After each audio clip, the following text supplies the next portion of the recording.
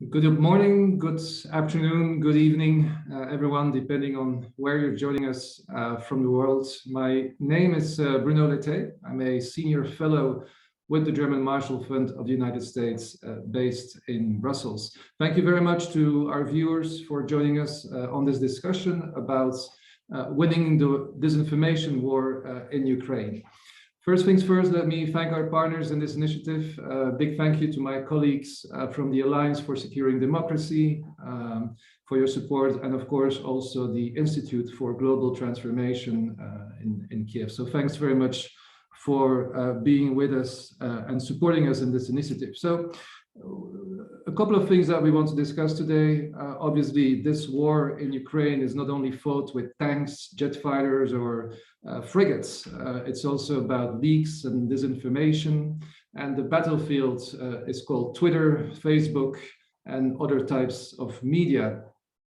Obviously, the disinformation war has not started a couple of days ago. We have seen these tendencies already since 2014. But of course, things have intensified. The narratives have intensified, I would argue. Some formidable narratives, denazification, the letter Z. These are terms that are definitely new in this new or being intensified in this battlefields. Or think even about supposed American biolabs on the border with Ukraine and Russia. So it is not always easy to identify what is fake, what is true. But obviously, this is an equally significant battlefield as the one on the ground and in the air in Ukraine. So I guess our speakers today will help us to understand a few things. How is Ukraine fighting this massive Russian propaganda machine? What's working well? Where are there still challenges? But also, how are we fighting this disinformation in the EU, in the United States? And how can the transatlantic partners work together with our Ukrainian friends and partners to fight this disinformation? I have a splendid panel of speakers with me today that I briefly will introduce to you. Georgi Tiki is the media advisor of the foreign minister, the Ukrainian foreign minister, joining us from Kiev. Thank you very much for being with us. I know that normally your colleague Oleg should have been with us today, but there was a last-minute conflict. So thank you very much, Georgi, for jumping in. Your expertise will be very valuable to us. Martina Bildziukiewicz, who is the head of the East Stratcom team at the European External Action Service here in Brussels. Thank you very much for joining us.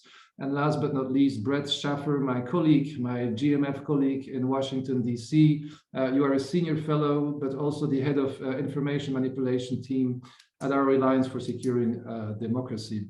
Before I move on to the panel, I also want to introduce our partner in this event, Viktor Brazenko, who is a member of the supervisory board of the Institute for Cognitive Modeling, an NGO in Kiev, but also the Institute for Global Transformation, your newest initiative here in Brussels. Victor, you wanted to make a few introductory remarks, so we'll move the floor to you, and after your short remarks, we'll continue with the panel. Thank you, Bruno. Good afternoon, and pleasure to be a part of this discussion. I'm Viktor Brazenko, one of the members of the board at the Institute of Cognitive Modeling in Kiev, and one of the founders of the Institute of Global Transformation in Brussels. We are honored to join our partners of this effort today, the German Marshall Fund of the United States and the Alliance for Securing Democracy. Since Putin's attack began on February 24, the world has railed extremely in support for Ukraine. We Ukrainians are grateful from our hearts for the help we have received from our partners in Europe and United States. Another remarkable outcome of the war in my country is the fact that Kremlin's massive propaganda machine no longer succeeds to convince.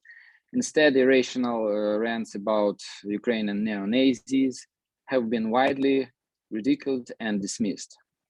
But it also says something about the way Ukraine is leading its own successful information campaigns in transparent and factual ways. Delivering transparent and factual information to build a vibrant civil society. This is also what we aim for at the Institute of Cognitive Modeling in Kiev. Over the years, our company has built strong credentials to deliver an effective stratcom and fighting disinformation, even in the most difficult times.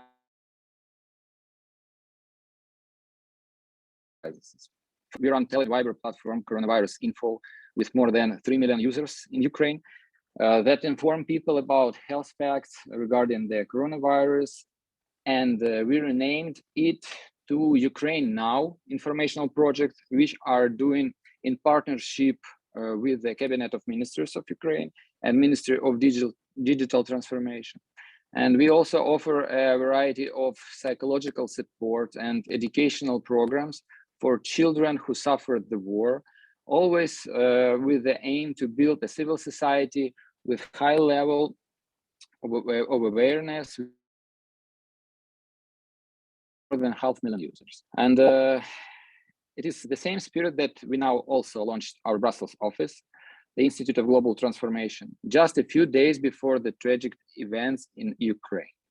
The main goal of our Brussels office will be build this and informational bridge between Eastern and Western Europe. And at this point, we already conduct one project in Brussels where we translate the latest news in Ukraine to English, but also try to debug fake news to inform foreign audiences about the facts in Ukraine. In this light, we hope to be able to work with all of you on mutual goals and help build better communication channels between East and West Europe. So we are open to cooperation. That's why I'm very pleased to indeed to have the opportunity to support this event today. I understand more such discussions will be hosted in the coming weeks. To finish, let me just say that I'm very much looking forward to discussion today. So over to you, dear Bruno.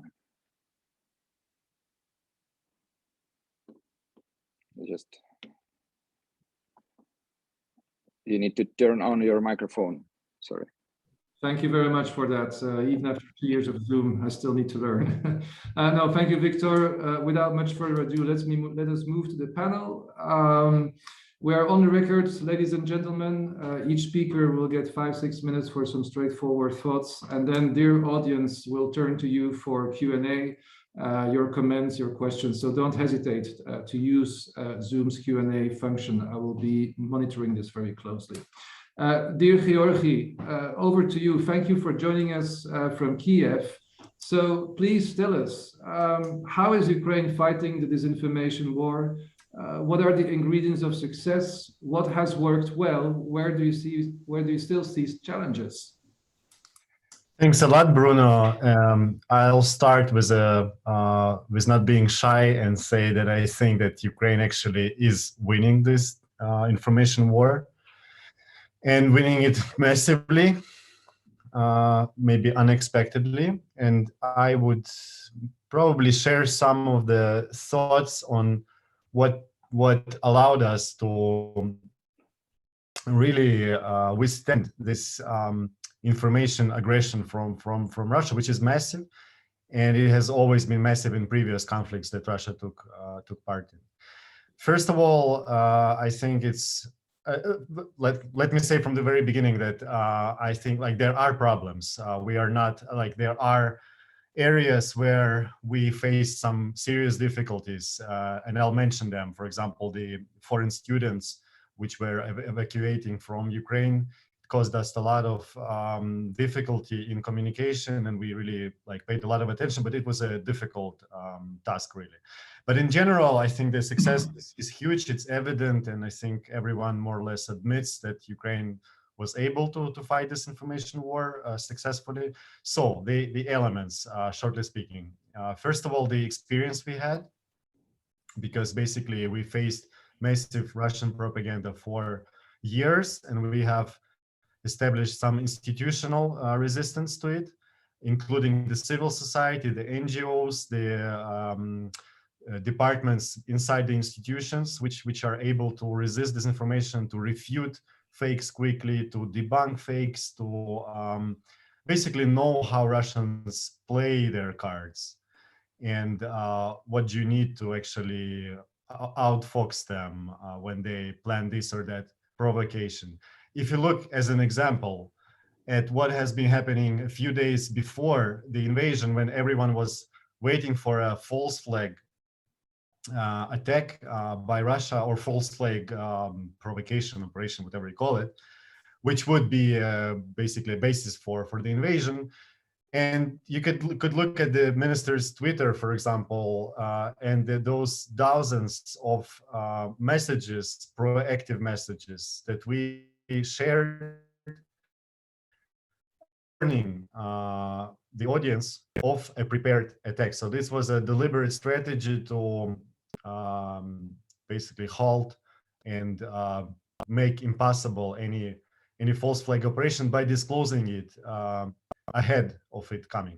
And I think it was pretty much successful. And what tells us it was a success is the fact that Russia actually started its aggression without any false flag operation, and actually without any Gleiwitz or anything, which is actually outstanding in world history, I think. So yeah, we're pretty much, I think, skilled in countering their propaganda. But this is not enough. I mean, defensive strategies are not enough. And what really helps fight the disinformation is proactive strategies, and actually promoting your narrative before you have to actually react on what Russians are saying. And I think we have been extremely successful in that, because since the very first hours of the invasion, we have been able to promote our narrative, and basically all the ridiculous fantasies of neo-Nazis, demilitarization, and whatever other insanity was spelled out of Putin's mouth just did not stick well with basically any, like, only with some, I think, marginal audiences. And this is very evident today. In this regard, what is important from our experience is to actually have some contingency plans for an event like this, an event of extreme disorientation and chaos. And these contingency plans are needed to basically not lose the functionality of the system of, in this particular case, of the institution of the MFA at a moment like this, when basically not all people are gathered in one place. And some people time to time have to hide in a shelter which has no internet connection. We should also count and prepare for the situations when we could lose the actual mobile network and other means of internet and posting things on the web. Our number of our websites were taken down. So basically, this is a full-scale war in the information space. But we have been pretty much well prepared, I think, for this event. We since last year, when Russians first escalated in April, when they were building up this armada on our borders, we realized that they have capacities to basically halt all communications, all mobile network and everything. And that's why we were preparing, and we developed, I cannot share what it is, but quite a detailed number of contingency plans and alternative schemes of how our communications team works in these circumstances. And all of them actually proved to be needed in this event. But what we were able to achieve is that all the communications team, which is, I'm proud of them. I'm proud of those people who work under these critical circumstances.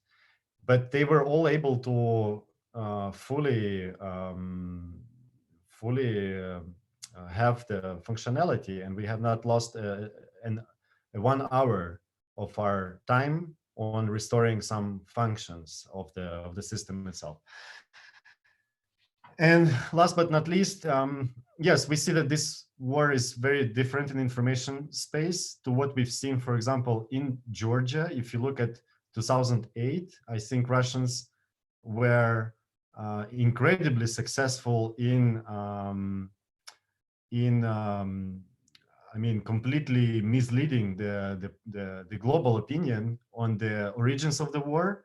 They were able to promote the narrative that Georgians are somehow, I mean, somehow provoked or even like, or at least it's not clear. I think my colleague from EUV's Disinfo, she probably knows very well all of those tactics when they just invent all of the crazy stories and they just make people basically lose trust in everything, and they just end up with thinking, okay, like one side says this, the other side says this, and we basically just don't know what's going on, so we don't care about it. And they were able to do that in 2008, and that's something that they completely failed to do in 2022. And I think it's mostly because the whole, it's not only our efforts. I mean, the global opinion towards Russia has changed a lot. And it's not only about Georgians, not about us now or them back then. It's more about the global opinion which has changed towards Russia in general. But the difficulty is the regularity of the messages, the multi-dimensional nature of the crisis when you have to immediately deal with the shelling of a nuclear plant, which you have to communicate at 3 a.m. immediately because this is a grave threat. And some of the fake and false videos that they're trying to produce on their on the temporarily occupied territories to just brainwash people domestically and outside Russia. And also some of the I mean, we're all used to social media, but a lot of this struggle now, it actually happens in a much more complicated ways. I mean, with emails, with intercepts, with radio, with jamming, with hackers penetrating the systems and delivering the message despite all the firewalls and, I mean, blocks. It's really it's a separate topic. I mean, I could spend an hour talking about it. So the brief, I think the brief line is what I have already outlined, and maybe in the process we'll go deeper in some details. And thanks a lot. I can hear you.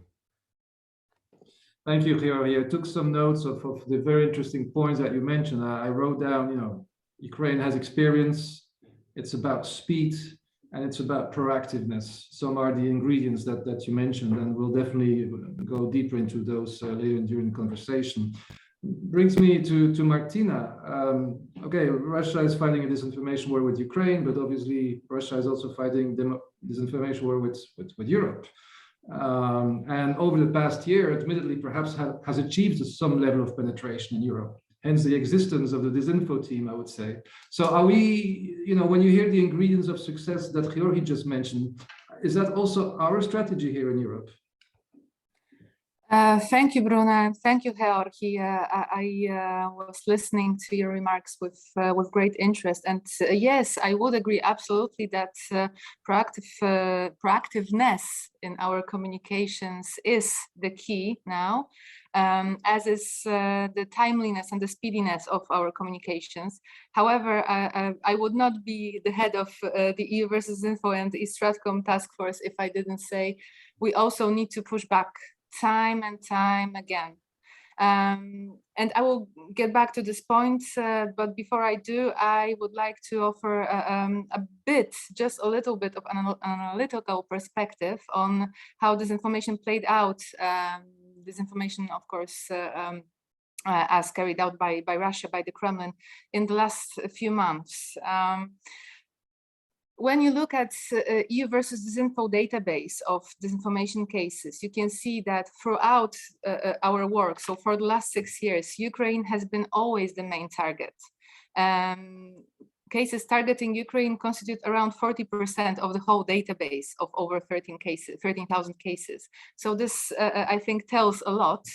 And so a few months ago, when some researchers said, we can see that Ukraine is targeted much more because there are more messages about Ukraine, I couldn't actually agree in full, because I could see Ukraine being targeted for the last 8 years, really, all the time. However, what changed in the last 3 months is the intensity of the narrative. And well, I can actually support this with a few numbers. So, for example, in the last 3 months, the narratives, those just big fat lies, let's just be open here, about Ukraine committing genocide, for example, on Russian speakers. The mentions of the word genocide increased by 509% in the last 3 months in pro-Kremlin and Russian media. The narrative about Ukraine allegedly being ruled by Nazis, the mentions of the word Nazi in the last 3 months increased by 290%. So I think this shows quite clearly how pro-Kremlin so-called media were preparing the ground for this invasion. And of course, we can't say that, you know, we saw this coming just like that, because if it was that easy, our job would be easier as well. As Jorge very rightly said, disinformation machine is very much about creating chaos and confusion, and especially creating this atmosphere of panic and fear. And for the last year, I think they constantly kept us on the edge of our seats, because we were not sure what it is that they are going to do next. At the same time, what I really want to point out is that all of those narratives that we saw in huge intensity in the last weeks, we saw them all before, time and time again. Now I see a narrative emerging about the biolabs. You also mentioned this, Bruno. So those fearful biolabs that are created in cooperation between Ukraine and the US, and the work is ongoing on bioweapons that would kill us all, for example. Well, here's an interesting piece of trivia. We saw those narratives already in 2016, in 2017, in 2018, 2019, 2020, and 2021. Not only targeting Ukraine, also targeting Georgia and the famous Lugar lab, which is also very often used by the pro-Kremlin disinformation machine. The reason why I'm saying this is that we really have seen it all before, and this is exactly what we should be telling the world. It all happened before in terms of narratives, of course. And we know exactly what the truth is, and we know how to respond to those lies. And we have a track record. This is what EU versus Disinfo is all about, to have the track record of those lies. So I can actually very comfortably, when I'm speaking to you right now, I can say, yes, I saw this. Actually, I can even mention a very precise daily date of when this narrative appeared this year and that year. And you can also check if I'm correct or not in the EU versus Info database, which is a public good. So in our communications, and this brings me to the point that I made in the very beginning, we really should just keep repeating that everything that the pro-Kremlin machine says that Ukraine does is actually being done by Russia itself. And we have the track record, and I will keep repeating that, of them lying about this time and time again.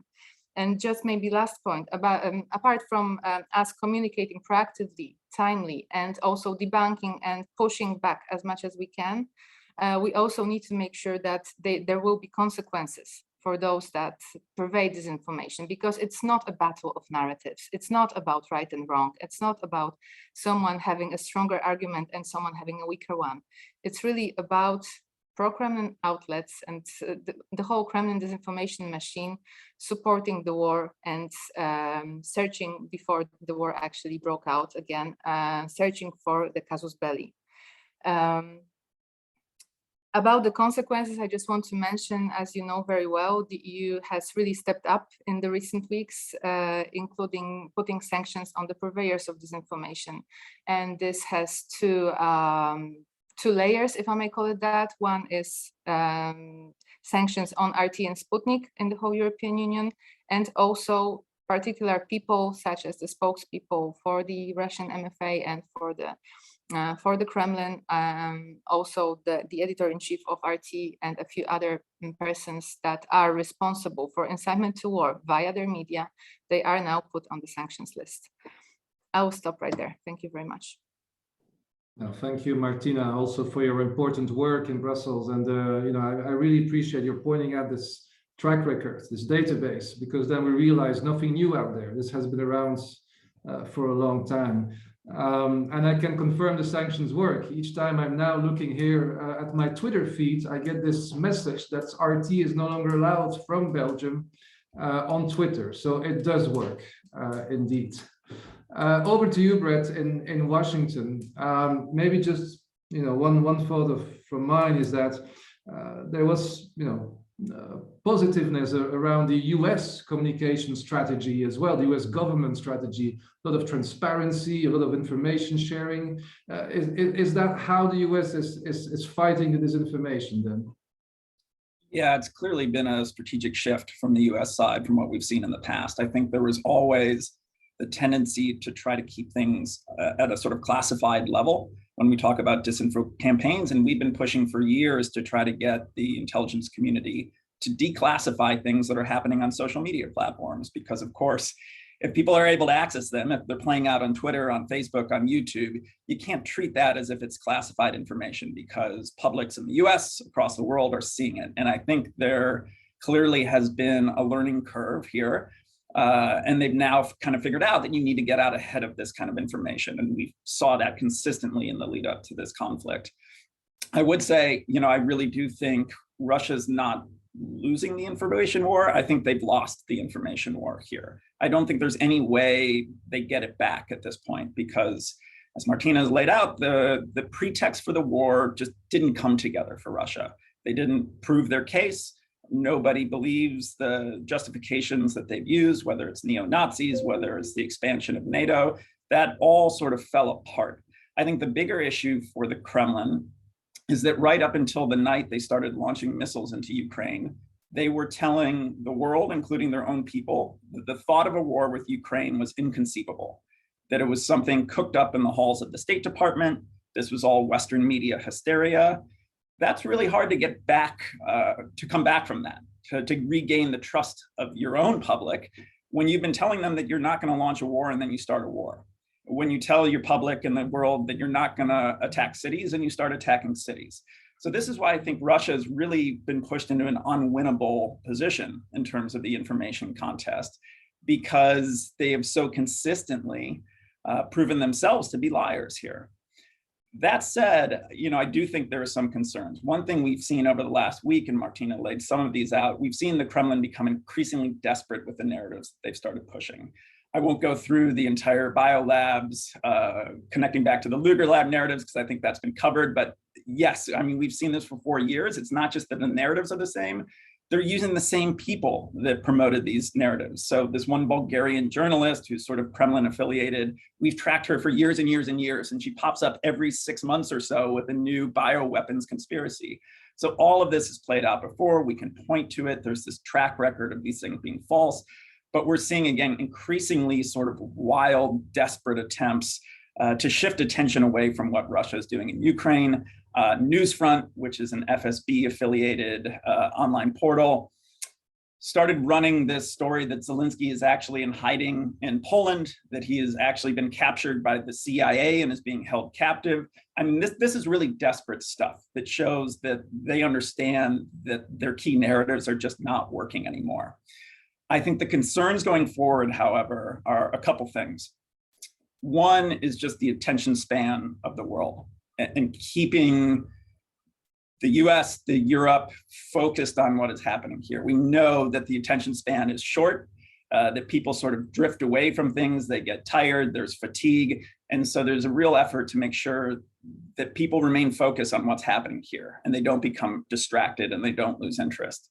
The second thing is the fault lines that have existed in the US and Europe that the Kremlin has so expertly exploited over the last half decade, those are still there.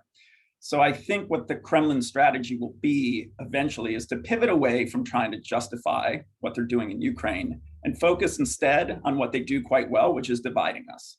So if they have somewhere in their playbook an effort to try to break apart the bipartisan response of the US, to try to break apart the transatlantic response, whether that's some sort of false leak about a US spy program, any other kind of hack and leak that they can use to try to tear us apart, I think that's the play here. And that's the area that I think we need to be particularly kind of wary of and concerned about, because we know everything that they've done successfully in the past. All of those cleavages and fault lines are still there for them to play with. The third thing that concerns me is the weaponization of refugee narratives, particularly targeting the countries who have taken in a massive amount of Ukrainian refugees. This weekend in Hungary, we saw in one of Hungary's largest online news portals a story that Zelensky had essentially established a law that would make it illegal for Hungarian Ukrainians to fight in the war, that they were going to strip them of their pensions. These things were clearly false. They were based on seemingly Hungarian media taking a story that had been published 1 year to the day, so March 5th, 2021, about Ukraine talking about a dual citizenship law and essentially pushing it forward into the future and saying that this was happening currently and that there are all of these efforts to try to strip Hungarian Ukrainians of their rights. So I think this is a real concern, looking at the periphery of Ukraine and efforts to try to undermine support there, which has been stronger, especially in Hungary, than I think some of us may have expected. So I will just wrap up, I think, saying that I think also the thing we have to be really vigilant about, the Kremlin can get it wrong 1,000 times, and they can be proven to be liars 1,000 times. When we get it wrong, and when I say we, I mean Ukraine, Europe, the US, if we push something out that is proven to be false, that can be devastating for us, because of course, the Kremlin's play is to try to undermine the idea of objective truth. And so if they're able to point to something that we have said that is proven to be false, that can be really devastating in terms of getting people behind this effort to really push back against Kremlin's aggression. And so I think we need to be really, really vigilant to make sure that we are fact-checking ourselves and making sure that we're not playing into the Kremlin propaganda machine. Because of course, like, again, they're not trying to prove necessarily they're right. They're just trying to prove that the truth is unknowable. And so we have to be very, very cautious about not playing into that.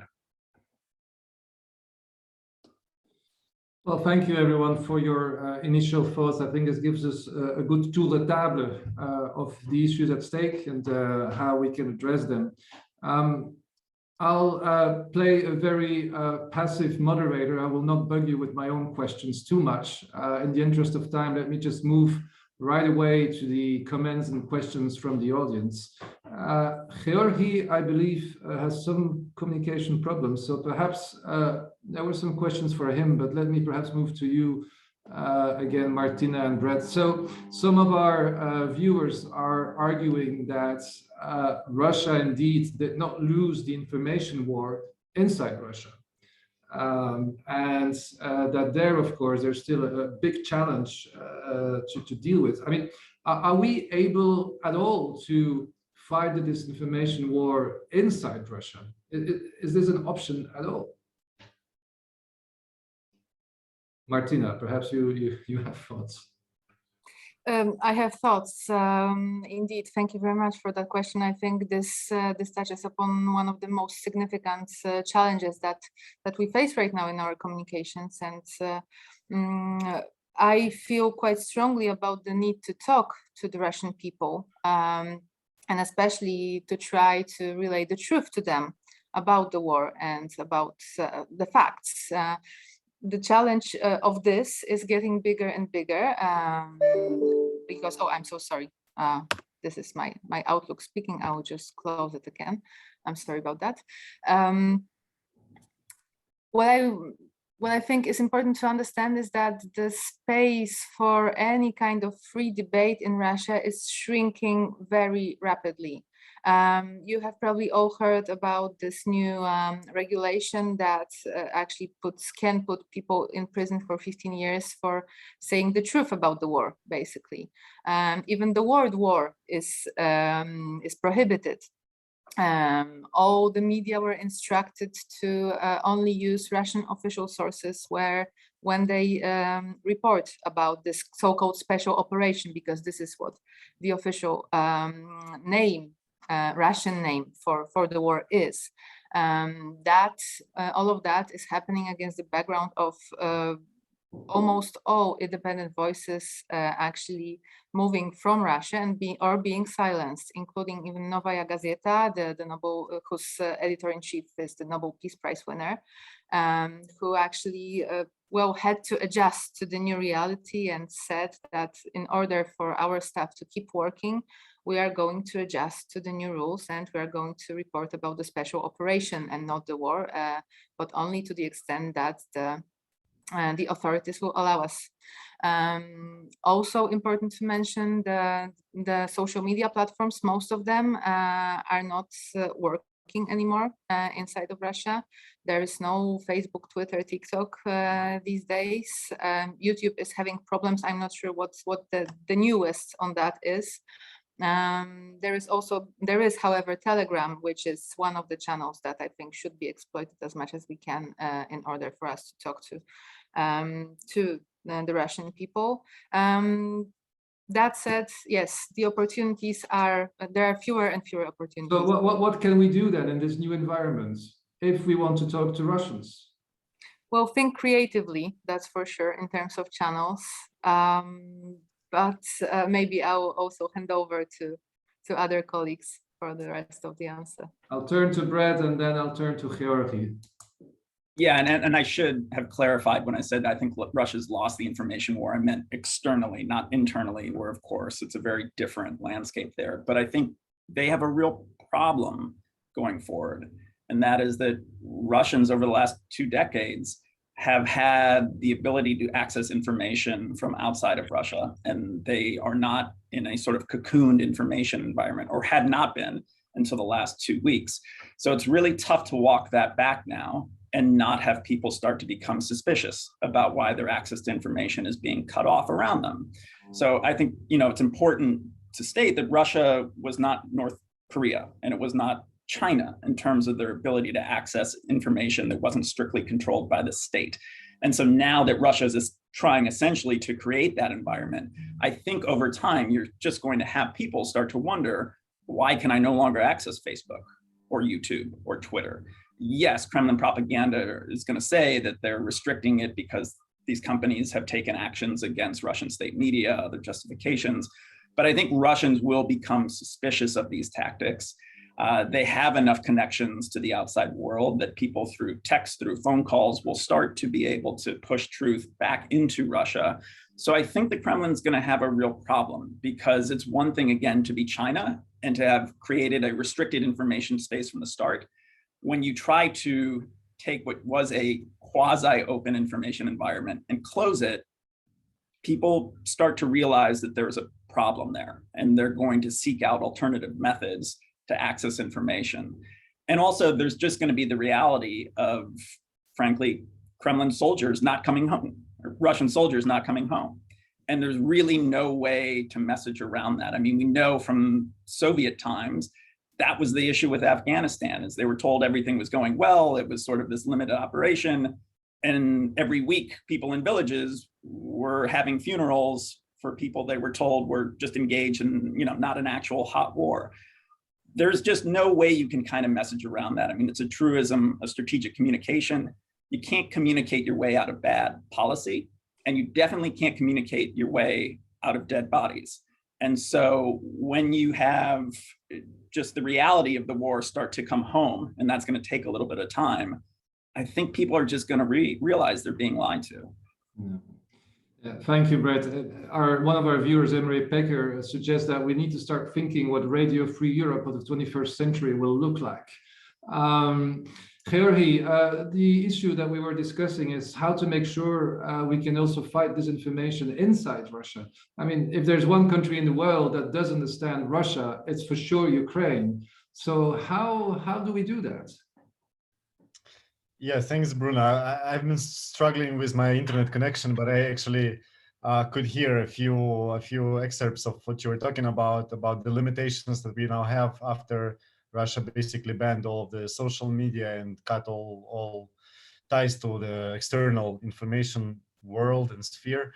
But I can tell you this: since the very first days of the invasion, we had basically 5 target audiences that we've been working simultaneously on, which are the West. I would say like the West sympathetic, the West skeptical. These are 2 audiences. Russia as a separate audience, Belarus as a separate audience because it's different to Russia, and domestic Ukrainian audience. So we as a communications team have been focusing on these 5 target audiences, plus some of the like more detailed outside audience like Arabic world or Spanish speaking world and so on and so forth. But what happened with the Russian and Belarusian directions? First of all, you need to tailor the message, and then you need to have means of delivering it to the basic, to the person, to the actual consumer. It has been much easier with Belarus, and I think we were very effective with sending some signals inside Belarus. I don't want to speculate now because of the security reasons on how it played out or not, but from the information we have, we were able to really demotivate a lot of relatives whose relatives could have been engaged in a war in Ukraine. I mean the Belarusian armed forces. With Russia, yes, we've been very actively communicating, and if you look at the president of Ukraine, at the minister, at our communications in the first week of the invasion, each day we had 2, 3, 4 videos and addresses in Russian to the Russian audience before the social media was closed. I'm not sure if you hear me because the internet is up and down, but we've been working very intensively on that, and I think this is our huge advantage, that we actually know Russian. We know how they think, we know their language. They do not know our language, they do not know how we think, and they cannot address our in Ukrainian. Putin cannot come out and address Ukrainians in Ukrainian, but we can come out and address Russians in Russian. This is a huge advantage, and we've been using it intensively. The problem comes now, and it was already coming in the first week, and it comes even more now. The means of delivering the message to Russians, because I am very, very realistic about what Russians think, and I don't have any optimism in our ability to change their minds. I think that in these years they have been really they have been under heavy and toxic propaganda. They pretty much acquired. And if you look at the polls, if you look at the Vox Populi in the streets, they pretty much support what Putin is doing. And all of the people who do not support, they already left Russia or are leaving right now.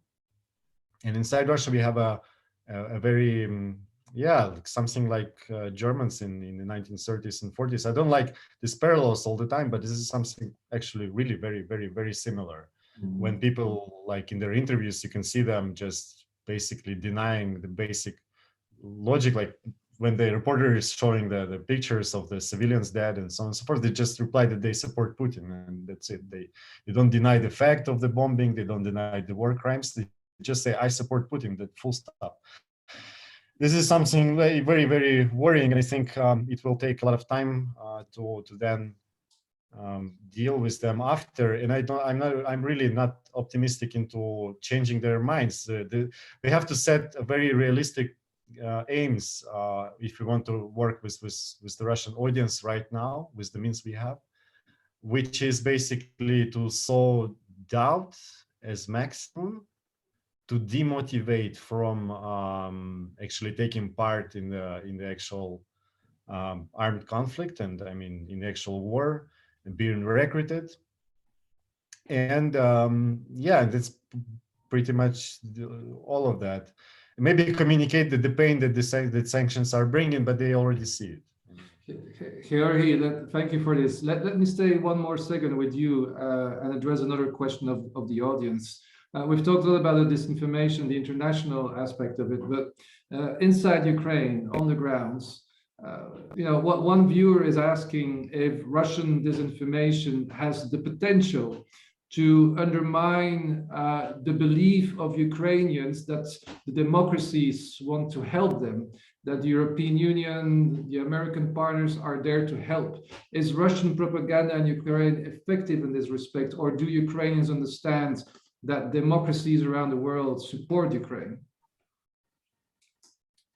No, you can feel it. I mean, among Ukrainians, you can feel that they see it, they feel this support. And I think that these Russian narratives of trying to undermine the trust in democracies, the belief in democracies, is extremely weak and unsuccessful, and actually has zero chances of succeeding. It is really remarkable. I mean, I worked in 2014, before coming to the ministry, I worked as a war reporter in Ukraine.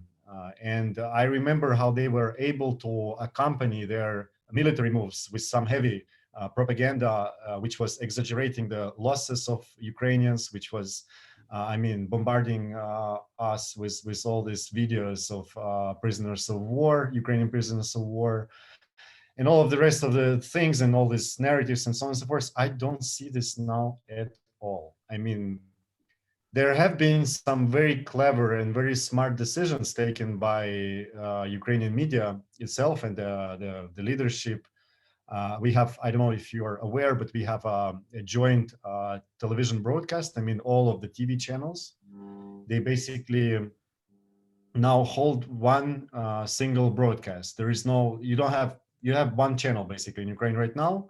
And all of the private channels, they just have shifts in which they cover this broadcast. So you basically have only one source of information, and it helps really, keep this firewall from Russian disinfo coming in. And I think this decision to unite, it was actually a decision by TV channels themselves. It was not imposed by the government on them. They just decided that they will unite their efforts, regardless of their political affiliation, because you know that all of the Ukrainian media has always been, it was always owned by various groups, financial groups. But in these circumstances, they just basically all agreed to have this one broadcast. I think this is an extremely smart decision taken by them, which helped a lot to control the info space in these circumstances from Russian disinfo. Thank you, Georgi.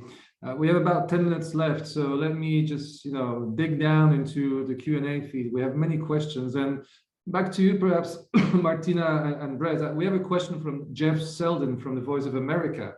He's asking, to what extent do you think Russia's narratives have taken hold in Europe and the United States?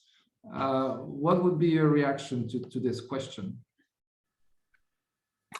Thank you very much for that question. I think as much as we can say that for the time being, Ukraine wins the information war, and hopefully war as such as well. The EU does what it can also to win the information war. I think there is really a lot to do still, and there are numerous outlets, both in the EU and in the United States, that still promote war propaganda and pro-Kremlin narratives. Sometimes I hear that disinformation machine is a bit of a hydra, in the sense that you cut one head and then the other head appears, which is to some extent true. However, I still think we need to keep trying with all the tools that we have in place. But this is also, your question actually also is why I keep repeating that we need to push back and say again the same things that we've been saying for years, because there's never enough of us talking about facts and saying the truth. I do feel that there is a lot to be done still in the communication space, in the information environment, still in the EU, and I can still see even quite prominent outlets, prominent media, that, for example, use the term Ukraine-Russia conflict to describe the current war. Which, you know, even on the word level, on the semantic level, this is, I'm not saying this is pure disinformation, but this is a mistake, basically, because the conflict would actually mean that there are two kind of equal sides here, whereas it was Ukraine that was attacked, and there is no doubt about this. It's a war, it's Putin's war, and we need to be really clear on the level of semantics as well, because this is also what matters a lot these days. I hope this answers your question. Brett, do you want to react for the US environment? Yeah, I would say I think the real problem the Kremlin has here is that most of their influencers, amplifiers in the US, to some degree Europe, they're far more comfortable attacking the US and the sort of imperialist Western world, in their view, than they are defending Russia. This is just not a natural posture for them. And so a lot of their key apologists in the US have jumped ship. They've tried to distance themselves from Russia. Because again, if you look at Kremlin propaganda, particularly targeting the US, up until the war, very little of it actually talked about Russia in a positive way. This isn't their sort of natural state. When we did a look at all of the YouTube outputs from RT America between 2020 and 2021, only about 6% of them actually mentioned Russia at all. So most of their content has always been focused on, again, trying to make the West appear unattractive. And so right now, when they're kind of being pushed into a posture of defending Russia, this is just not where they're comfortable playing. And so I think they've had a real problem kind of rallying support from their amplification network. The second issue, I think, is the narrative that they had that played the best in the West is this idea that this is a result of NATO expansion. That's something that found a lot of defenders among credible people. And Putin himself basically undercut this narrative. When he went on TV a few weeks ago and talked about the history of Ukraine being essentially part of Russia and that's not a legitimate state, this really is not a narrative that plays well. And so I think Putin himself undercut the best argument that they had. You still see it, of course. I mean, you see it all the time. Chinese state media has really picked up on this talking point as well. But he kind of undercut his best narrative. So I think they're struggling right now to find any solid defense. But again, my concern is they will fall back to the old playbook, which is just to try to divide the West. That's what they do particularly well. They don't defend Russia well, and they're especially not doing it well right now. Thank you for that. Well, we still have 5 minutes left. I think that our propositions around a more offensive information campaign inside Russia has triggered quite some interest from our viewers. Many questions on the Q&A about how to get our message inside Russia. Let me just take some of these questions and round up. So one viewer is suggesting whether we can use Russian VPNs to get on social media sites like VK to monitor disinfo. Another viewer is suggesting whether we can look at Russian residents in Europe or the United States to communicate with family back at home. And we also have a question from Vera Bergengruen from Time magazine. She wants to understand a little bit better how we can use Telegram, for instance. Martina, you mentioned it. So what's the role of Telegram as a whole in this conflict? How can it use it? So perhaps let me round up with those three questions and go back to the panel in the order that we started. Georgi, Martina, and Brett, over to you for final remarks.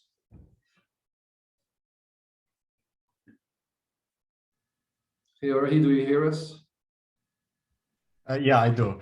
Great. Okay, so the question is, as far as I understood, how can we reach Russia? Should we? How can we reach Russians? What for? Which platforms? And what effect do we expect? And what can we? Yes. And what can the West learn from Ukraine in this respect?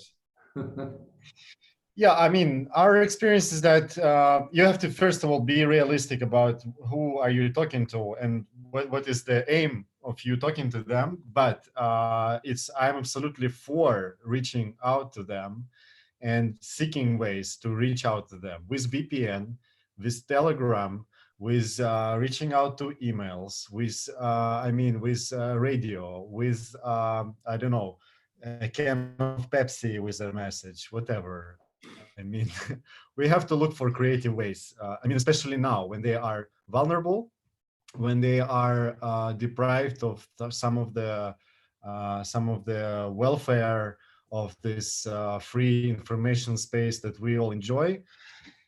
And and we have to do a lot of communication, just explaining what's going on, what are the consequences of the Putin's decision personally to them, that it's not something that will hit oligarchs or Kremlin or whatever. Like explaining, we need to really try to put ourselves down to the level of this person somewhere in Tomsk, Kaluga, wherever, who is just basically cut off the internet and everything, and just and we have to address them and try to talk to them over the of the Russian federal channels. The one separate issue is Belarus. I mean, I encourage all the professionals and all the media to try to work with Belarus separately. This is very important, except of Russians and Putinists. And I mean, people like brainwashed by the toxic Kremlin propaganda. There are a lot of gray zone. There are many target audiences around this space. In Belarus, in Armenia, in others, in Kazakhstan, in Central Asia, in Russian-speaking communities in the West. So there are many target audiences which we can actually spend our efforts on, instead of trying to persuade Putinists that they have to stop being Putinists, which is a difficult task in itself. So this is basically my message, and we have to look for creative ways.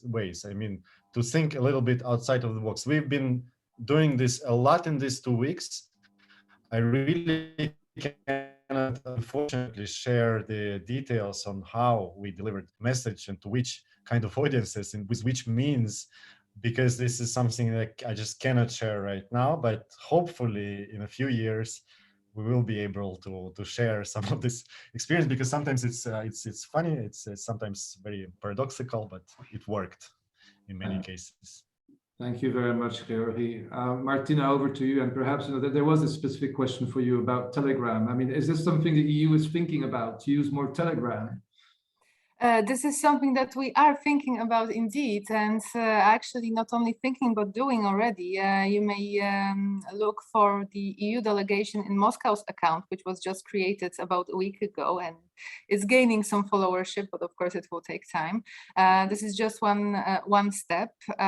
We are exploring Telegram as much as possible these days, actually. But what also needs to be kind of taken into account are those reports, also public ones, that Telegram is also heavily infiltrated by the Russian authorities. So always an additional level of cautiousness is very much needed. I really appreciate the ideas that were circling around in this discussion, including working with Russian diaspora, which is also something that we are doing, and for the same reasons that Georgi cannot reveal all the details, I cannot either. Nevertheless, yes, we are exploring different channels and creative ones as well. One idea would be also to, for example, try to work with influencers. However, this all that I am saying right now is against the background that Georgi also mentioned, of the fact that this is not an easy audience. It's not that clear a picture of people just not having access to information. It's also an audience of people to some extent brainwashed, unfortunately, and not actually willing to get reliable information anymore. So I do subscribe to the to what Jorge also said about the need to be realistic. But what I would also like to mention is a few messages that I think could work well on the Russian audience. Brett mentioned the killed soldiers. I think this is a very, very powerful message, especially when it comes to the Russian audience. But what we also need to communicate quite clearly is that economically it will get more and more difficult for the Russians because of all the sanctions and all the decisions that were made by private companies as well. However, as much as we are aware of the fact that ordinary Russian people are not responsible for this situation, they will be hit by this. But there is one particular person that caused all of this, and he needs to be, well, he needs to pay for this as well. I think I'll stop there. Thank you. Thank you very much, Martina. And Brett, over to you. I know we're over time, so I'll be very, very brief. I did just want to highlight one initiative. I think it's out of Lithuania called Call Russia. So essentially trying to get Russian speakers around the world. They will randomly dial a number for you toll free so you can have a conversation with a Russian on the ground. So more initiatives like this that get really creative. I mean, yes, Russia can block websites. They can knock international broadcasters off of radio TV, which they did long before the war. They can shut all that down, but it's really difficult for them to shut down all of the different ways you can communicate with Russians on various platforms. I think increasingly Putin will probably see this as a threat. They will become more restrictive about Russians' ability to communicate to the outside world. But again, I think that's going to lead to real blowback. I mean, Russians are going to understand that this really creates a problem for their ability to do business in the future. It has reputational damage for them. And again, I think people just understand intuitively that when a government is cutting off all of your ability to communicate with the outside world, that there is a problem there. But I do think it's going to take a long, long time. And so I think there needs to be there needs to be realistic expectations here. This is not a 2-week thing where somehow their entire worldview is going to flip overnight. This is a very long process. So it's going to take a deliberate effort that is, sustained over a long period of time if we're looking to actually change public opinion inside of Russia. Thank you very much. Georgi?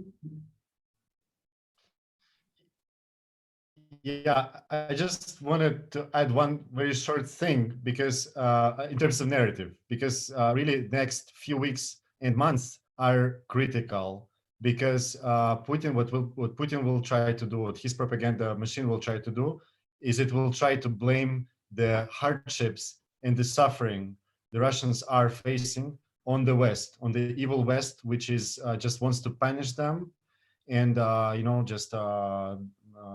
because it's evil, and that's it. This is a slide into DPRK type information space, and it's crucial and critical that we have all the efforts in these next weeks in trying to reach out to these ordinary Russians and explain that it's Putin's decision that has brought them to this point. This is really very, very important to try to, with all means we have. It's very difficult, but I think setting the narrative right now, Putin is doing this yet, and this short window for a proactive, massive effort to deliver this narrative is now. It will be over in 2-3 weeks. So that's just a short remark. Thanks. Дякую, Georgi. Well, I regret that we don't have more time for this. It was a fascinating conversation, but I do congratulate you on all the ideas and thoughts that you did raise, especially the audience as well. I mean, there were very good comments in the Q&A, and they actually keep coming, even though we are trying to close the conversation. It tells me that we will have to do more of these kind of events. Definitely, this is not the final stage of this conversation. So, dear Martina, Brett, Georgi, thank you so much. I also wish to thank again Victor Brazenko and the Institute for Global Transformation and the ASD team for your cooperation and support in this event. Final words from me. Wish you a nice day, and I'm sure that we'll see each other back online.